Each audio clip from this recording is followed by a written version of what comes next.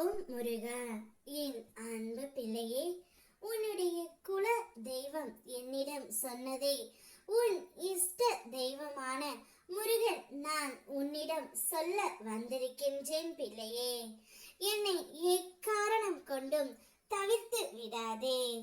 உனக்கென நியாயமாக கிடைக்க வேண்டியவை அனைத்தும் தாமதம் ஆயினும் உறுதியாக உன்னை வந்து சேரும் பிள்ளையே.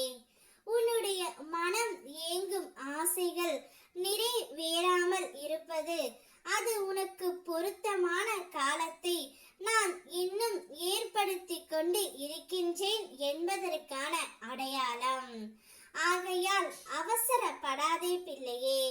உனக்கானது எப்போதும் உன்னை விட்டு விலகாது. நம்பிக்கையோடும் பொறுமையோடும் முன்னேறு. என்னுடைய அருள் துணை எப்போதும் உன்னோடு இருக்கின்றது.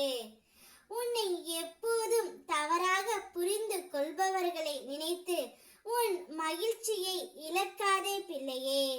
நீ கள்ள கபடம் இல்லாத நல்ல உள்ளத்தோடு பல நன்மைகள் செய்தாலும் சிலர் அவர்கள் குணத்திற்கு ஏற்றவாறு புரிந்து கொள்கிறார்கள்.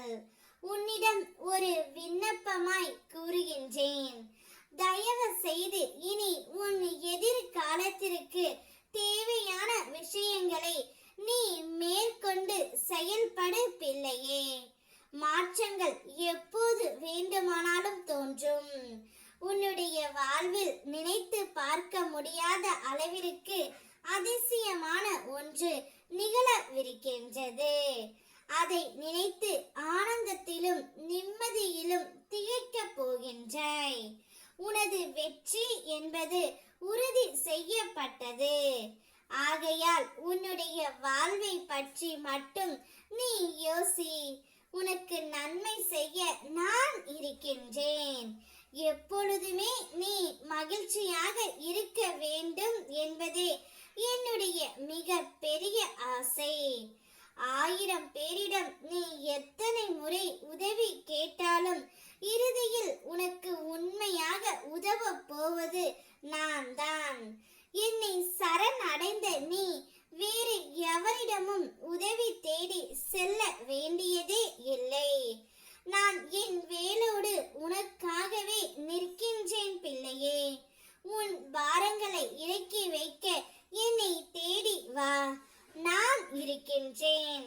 உன்னுடைய இஷ்ட தெய்வமான முருகன் எப்பொழுதும் உனக்கு துணையாக, உனக்கு காப்பாக, உன் அப்பாவாக, உன் வழி கட்டியாக எப்போதும் உன்னுடன் நிமிர்ந்து உன்னை தலை நிமிர செய்வேன். உன்னுடைய குல தெய்வம் சொன்னதை உன் இஷ்ட தெய்வம் நான் கூறிவிட்டேன். உன்னுடைய வாழ்க்கை உன் கையில் இருக்கின்றது. வாழ்ந்து பார், அர்த்தம் புரியும். உனக்கு எப்போ